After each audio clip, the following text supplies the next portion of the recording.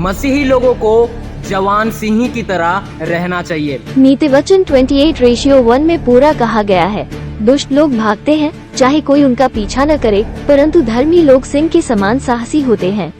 एक शेर की तरह रहना चाहिए। मेरे दोस्त, परमेश्वर का वचन कुछ इस प्रकार कहता है कि धर्मी लोग जवान सिंहों की तरह निडर रहते हैं। मेरे दोस्त, आपको पता है जब एक शेर जब वो वार करता ना अपना शिकार पे, तो 2-4 कदम पीछे हट जाता है और उसके बाद ही छलांग लगाता है। मेरे दोस्त, ठीक उसी तरह मेरे दोस्त, जो लोग परमेश्वर के ऊपर, जो भाई बहन परमेश्वर के ऊपर अटूट विश्वास रखते हैं, वो 2-4 कदम विपरीत परिस्थितियों में पीछे जाने से जरा भी हिचकते नहीं, जरा भी घबराते नहीं, क्योंकि वो जानते हैं कि परिस्थितियों के अनुकूल होते ही वो परमेश्वर के सामर्थ्य से बहुत ही तेजी से आगे बढ़ेंगे। वे लोग जानते हैं, इसीलिए विपरीत परिस्थितियों में भी वो 2-4 कदम पीछे जाने से जरा भी नहीं घबराते। परमेश्वर का वचन कहता है कि एक तुम जवान सिंह की तरह निडर रहो। धर्मी लोग जवान सिंहों की तरह निडर रहते हैं, ये परमेश्वर का वचन कहता है।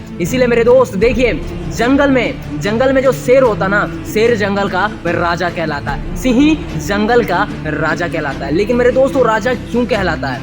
क्यों राजा कहलाता है? मेरे दोस्त, मुश्किल पे हर कोई बहाने की चादर ओढ़ लेता है, परंतु जो हारी हुई बाजी को पलट दे वही असली शेर होता है। जो हारी हुई बाजी को पलट दे वही असली शेर होता है। तो परमेश्वर का वचन कहता है कि तुम शेर की तरह जियो, तुम जवान सिंह की तरह रहो। तो मेरे दोस्त, जंगल का राजा शेर है, लेकिन शेर जंगल का राजा क्यों कहलाता है? देखिए मेरे दोस्त, शेर से भी बड़ा और शक्तिशाली होता है एक हाथी। शेर से भी ज्यादा तेज गति से दौड़ सकता है एक चीता। शेर बाज की तरह ऊंचे आसमानों को छू नहीं सकता।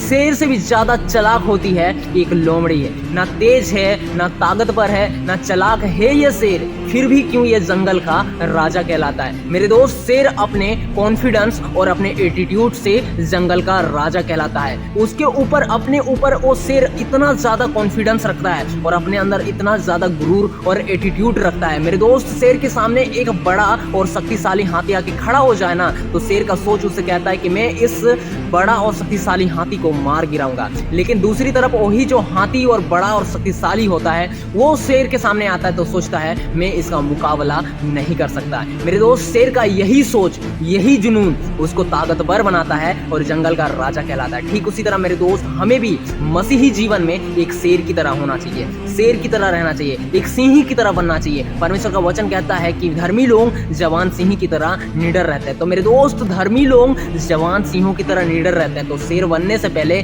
सिंह बनने से पहले हमें धर्मी बनना पड़ेगा। हम लोग मसीही जीवन को तो अपना लिए, लेकिन हम लोग धर्मी कहाँ है? हम लोग तो संसार में भिड़े हुए हैं, संसार की वस्तुओं को पाने का लालसा रखे हुए हैं, वो सब से हम लोग तृप्त होते हैं। तो हम लोग धर्मी जन नहीं हुए, हम लोग बस एक विश्वासी हैं, वो भी बस विश्वासी हैं, कुछ काम के नहीं है। लेकिन परमेश्वर का वचन कहता है कि धर्मी लोग जवान सिंहों की तरह निडर रहते हैं। तो हमें उसी जवान सिंह की तरह निडर रहना है, उसी शेर की तरह निडर रहना है। तो मेरे दोस्त, सबसे पहले हमें धर्मी बनना पड़ेगा। और धर्मी हम कब बनेंगे? जब हम लोग बहुत ही ज्यादा नम्र हो जाएंगे, किसी का दुख को समझेंगे, किसी का व्यवहार को समझेंगे, कौन किस तकलीफ में है उसका मदद करेंगे। मेरे दोस्त, तब हम लोग धर्मी ठहरेंगे। और धर्मी ठहरने के लिए, धर्मी बनने के लिए सबसे ज्यादा जरूरी है हम लोगों के पास वचन का ज्ञान होना चाहिए। सबसे ज्यादा जरूरी है हमारे पास प्रार्थना का हथियार होना चाहिए। वचन आपको मजबूत बना देगा और प्रार्थना आपको एक जवान सिंह की तरह निडर बना देगा। इसीलिए मेरे दोस्त, हमें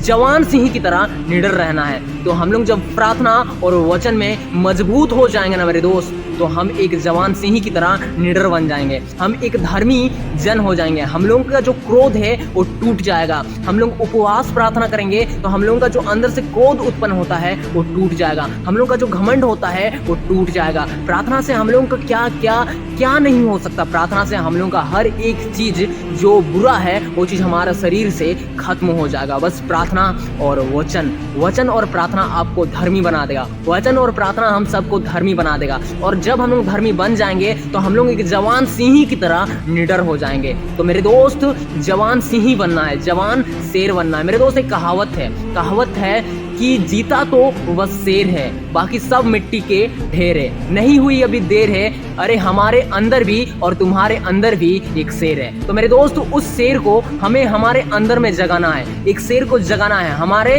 अंदर एक सिंह है, उस सिंह की तरह निडर होना है। तो सबसे पहले हमें धर्मी बनना पड़ेगा और परमेश्वर का वचन कहता है कि धर्मी लोग जवान सिंहों की तरह निडर रहते हैं। आशा करता हूं मेरे दोस्त मैंने जो कुछ भी अभी आपको बताया आपको समझ में आया होगा। तो मेरे दोस्त इसी तरह हमें परमेश्वर के वचन और व्यवस्था में बहुत ही ज्यादा मजबूत होना है। चलिए मेरे दोस्त वीडियो के अंत में बस मैं इतना कहना चाहता हूँ कि परमेश्वर आप सबों को संभाले रखे और आपको भरपूर रीति से आशीष दे और आपके जीवन में बड़े बड़े काम करे। और आप सोचिए मेरे दोस्त, आप सोचिए कि मैं अपने जीवन में प्रभु के नाम से बड़े बड़े काम करूं। आपको पता है आपके पास जो सामर्थ है ना, दुनिया का किसी और व्यक्ति के अंदर सामर्थ नहीं है, क्योंकि आप परमेश्वर के, आप जीवते खुदा के पुत्र हो, पुत्री हो। आपके हाथों में जो सामर्थ है ना, दूसरा व्यक्ति के पास सामर्थ नहीं है। सिर्फ आपको एक चीज का कमी है कि आपको मांगना है। परमेश्वर का वचन कहता है कि तुम मांगोगे तो पाओगे। आपको मांगना है कि हे पिता मुझे वो सामर्थ्य दीजिए। आपको पता है जब आप चर्च में जाते हो तो कोई पास्टर किसी व्यक्ति को छूता है तो वहीं पे वो गिर जाता है, वही सामर्थ्य आपके पास भी है।